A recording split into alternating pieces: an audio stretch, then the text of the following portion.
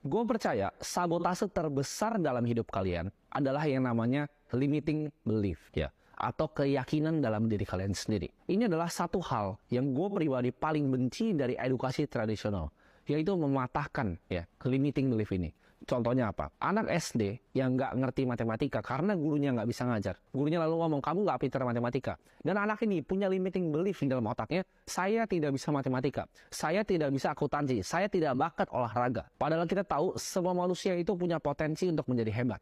Asal dibimbing dengan cara yang baik, dengan guru yang bisa mengajar dengan baik. Merubah limiting belief ini merupakan hal yang krusial kalau kalian mau merubah hidup kalian. Jadi mungkin kalian masih punya limiting belief. Oh, saya itu bukan salesman yang baik. Saya kayaknya di depan kamera kurang baik deh. Ada yang bilang misalnya nih, aduh saya nggak terlalu cocok lah ngomong di depan kamera.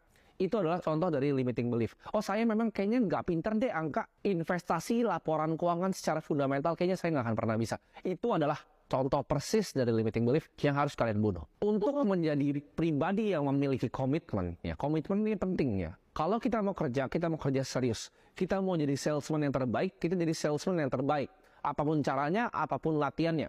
Kita mau jadi content creator yang paling terkenal, kita lakukan apapun caranya, bagaimanapun caranya, sekeras apapun kita bekerja. Ini adalah komitmen yang kita pegang sama diri kita sendiri.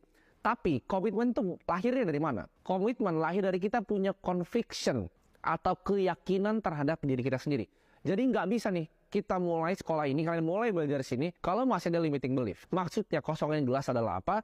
Buang semua pemikiran bahwa saya nggak bisa A, saya nggak bisa B, saya nggak bisa C. Oh, saya cocoknya cuma ya jadi pekerja aja. Memang ditakdirkan hidupnya seperti ini. Tidak.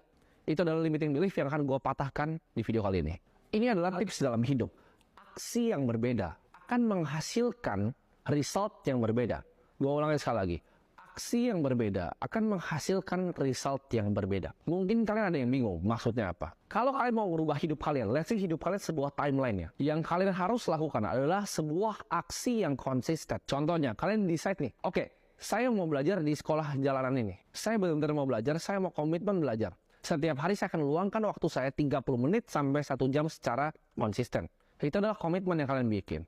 Dari komitmen tadi yang kalian bikinkan diri kalian sendiri, itu berubah jadi sebuah aksi. Setiap pagi kalian bangun tidur, kalian luangkan 30 menit sampai 1 jam untuk belajar. Bahkan ulang lagi materinya, catat apa yang kalian bisa pelajarin. Jangan kalian cuma angin-anginan ikutin nih. Oh, cuma ngerasa mau sukses, tapi nggak mau ada usahanya. Mau sukses, penontonnya masih terdistraksi sama yang lain. Jangan cuma jadi orang yang angin-anginan dan orang yang cuma setengah-setengah. Itu percayalah hidup kalian nggak akan pernah kemana-mana. Ini cerita tentang 2 orang Vietnam yang ditembak di penjara yang terkenal namanya Hoa Lo Prison. Dari 2 orang ini mereka dirantai sama-sama ke beton, disiksa, dipukuli. Saat itu